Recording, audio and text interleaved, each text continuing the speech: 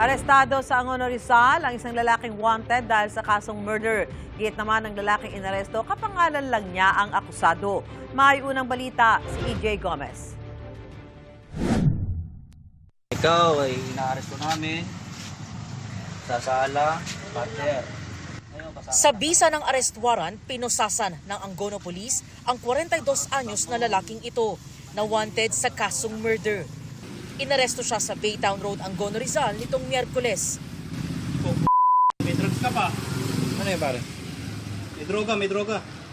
Kinilala ang suspect na si alias Mel, na number 1 most wanted person ng Calabarzon. He was involved in cases of illegal drugs in 2020. Then last year of 2023, he was involved in a shooting incident. Napatay niya yung isang gwardiya gamit ang isang beril. Base sa investigasyon ng pulisya, sa inuman nangyari ang pamamaril noong nakaraang taon. Itinanggi ng akusado ang paratang na pagpatay. Kasi po, ako po hindi tumitikim ng alak. Ako hindi nagiinom. Pero nagda-drugs? Oo. Gumagamit ka, kuya? Opo. Giit niya, kapangalan lang niya ang totoong namaril.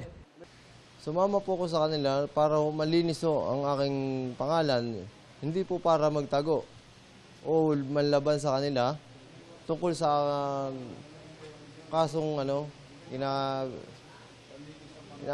sa akin. Nang arestuhin ang lalaki, nakunan din siya ng 3 pakete ng hinihinalang shabu. Aminado ang suspect sa paggamit ng illegal na droga. Sa custodial facility ng Angono Municipal Police Station, nakakulong ang akusado na nahaharap sa kasong murder at paglabag sa Comprehensive Firearms and Ammunition Regulation Act. Sasampahan din siya ng reklamong paglabag sa Comprehensive Dangerous Drugs Act. Ito ang unang balita. EJ Gomez para sa GMA Integrated News. Mga kapuso, para una ka sa mga balita, mag-subscribe sa GMA Integrated News sa YouTube. Sa mga kapuso abroad, subaybayan niyo po kami sa GMA Pinoy TV at sa www.gmanews.tv.